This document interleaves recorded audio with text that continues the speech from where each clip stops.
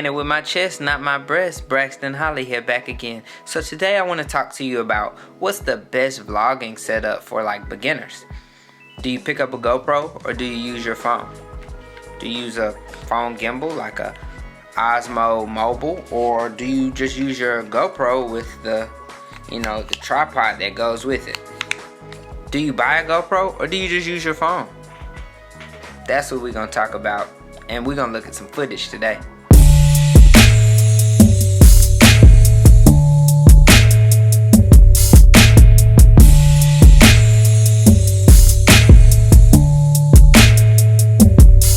Which setup is most convenient and most useful? The GoPro, or is it your cell phone? You can get a lot of good stuff out of your cell phone nowadays. They shoot 4K, they shoot 240 frames per second slow motion. Of course, we all know the specs. But is it really the most useful tool? Most action cameras and most cell phones have the same specs. They shoot 4K 30, 4K 60.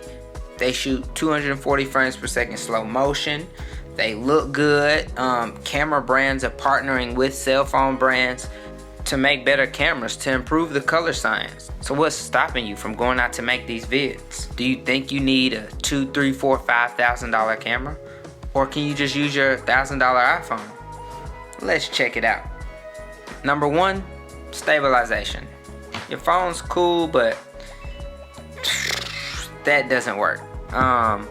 And GoPros and action cameras have better stabilization than your cell phone does. Two, the quality of your videos are always going to be limited in your cell phone and the action camera, just because the sensor isn't big enough. The sensor in your action camera and your cell phone are virtually the same size. So at that point, you can only get what your phone or action camera allows. The sensors are like microscopic. So instead of having a 35mm or APS-C, you got a little wee sensor.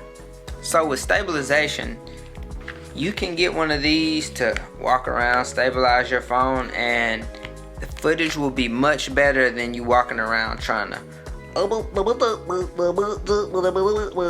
So, if you want to invest a little bit more into what you're doing, get you a phone gimbal, and I promise you'll be satisfied.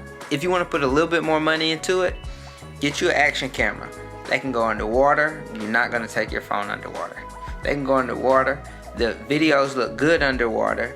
There are also housings for them. You can do a whole bunch of things with the action cameras. Good thing now is action cameras are actually putting screens on the front. So you don't have to worry about your framing, or if you're in the frame, if you're out of the frame, and everything's in focus. So you never have to worry about that. Here are a few clips. These right here in 4K 30. And just look at them side by side. Tell me which one you think is best. I'm using the Osmo Mobile 3 for the iPhone, and I'm just using the tripod that comes with the GoPro for that, and using it on Hyper Smooth.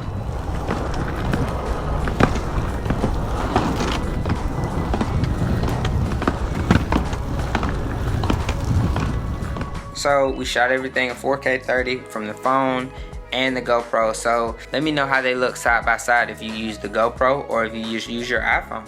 Alright, so we're recording at 4K 30 here in Pensacola, Florida. How does the video look? How does the sound look? There's a little bit of wind noise. No microphones added, straight out of the camera.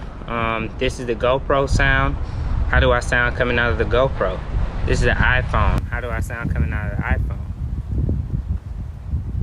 It's a beautiful day. Would you rather ride around carrying a GoPro?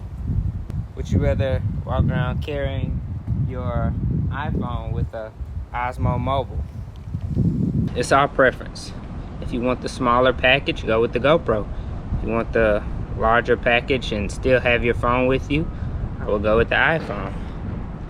But how does everything look? How's the 4K 30 quality? So this is the 4K on the iPhone's front camera, not the main back camera. This is the front camera, not the back camera. How do we look? How do both cameras react to lens flare? How's that lens flare treating you? Blue Wahoo.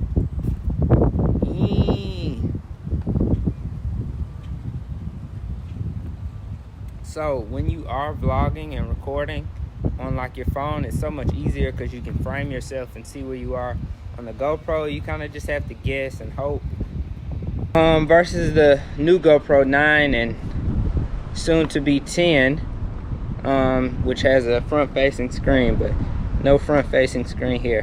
How do I look in direct sunlight? How do the colors come through? What does it look like here?